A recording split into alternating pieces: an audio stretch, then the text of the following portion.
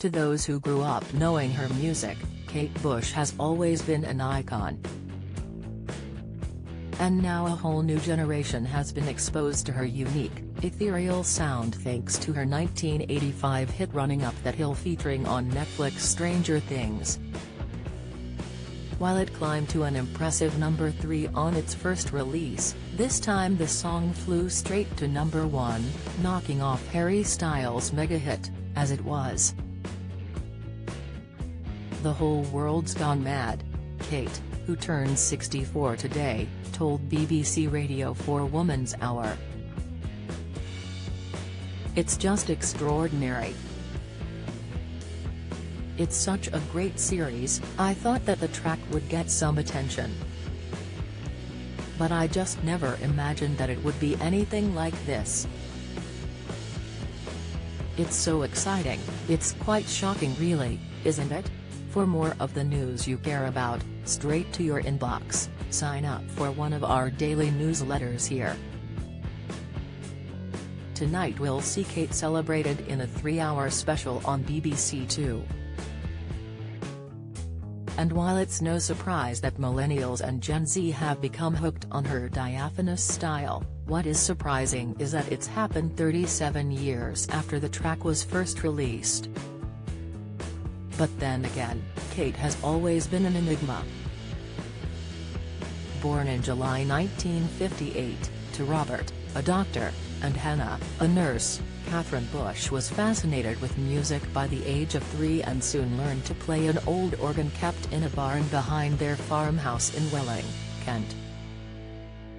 Although she had a loving family, Kate had a hard time at nearby St. Joseph's Convent School where she was badly bullied.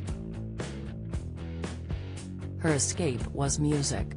She once told the Mirror, "School was a very cruel environment and I was a loner. But I learned to get hurt and I learned to cope with it. My friends sometimes used to ignore me completely and that would really upset me badly. I wasn't an easy, happy-go-lucky girl because I used to think about everything so much and I think I probably still do. I was writing from the age of 10 and I was never really into going to discos and dances and stuff. I never told anyone at school that I did that because I feared it would alienate me even more." By the time Kate was 15, a family friend was so impressed by her musical talent that he persuaded her to record a demo tape, and it quickly attracted the attention of Pink Floyd's guitarist, David Gilmour. A year later, she had signed a deal with EMI, although the company decided to nurture her slowly. She said, "I often find myself inspired by unusual, distorted and weird subjects. It's a reflection of me, my liking for weirdness." Kate was just 19 when her first single, Wuthering Heights, topped the singles chart in 1978. She was hailed as Britain's most promising female singer. A top 3 album, The Kick Inside, quickly followed and in 1979 she embarked on a grueling tour of Europe. It was to be her first and last.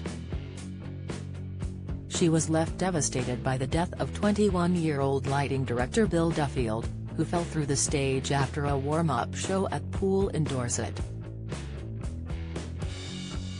And embittered by what she saw as pressure by her record company, she later complained, "They took me away from everything familiar and I figured out then that music was a priority, not publicity, and that completely changed my life. I stopped doing all the things that were expected." Astonishingly, Bush decided to withdraw from public life at the height of her fame. She was just 21. Although she continued recording, and scored hits with albums including Hounds of Love and The Whole Story, a string of personal crises meant her 1993 album, The Red Shoes, was her last. The first blow came in 1989 when her close friend, the Level 42 guitarist Alan Murphy, died of an AIDS-related illness. Soon after, she split from boyfriend Del Palmer, who'd also been her bass player for 10 years.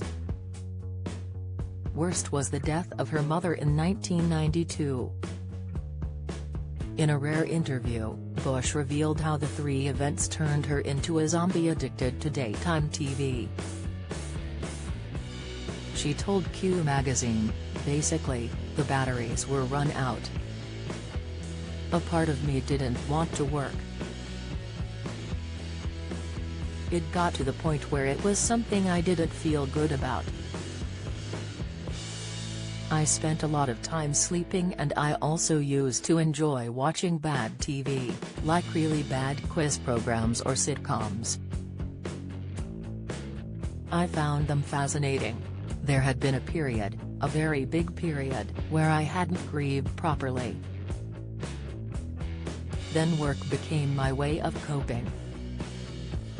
In a further attempt to escape the limelight, Kate bought a 6-acre mansion in Thial, near Reading, Berks, where she and her partner, guitarist Danny McIntosh, retreated from the world. It was the birth of their son, Bertie, in July 1998 that brought her back to life. Kate said, "People say magic doesn't exist, but I look at Bertie and know it does. I'm very proud of him, and I get so much joy out of being with him. It's totally incomparable with anything else. What I found very difficult since having him is finding time to talk to people, because he comes first. He doesn't care whether an album comes out, so that comes second. I don't want to miss a minute of him. It's so much fun, by far the best thing I've ever done."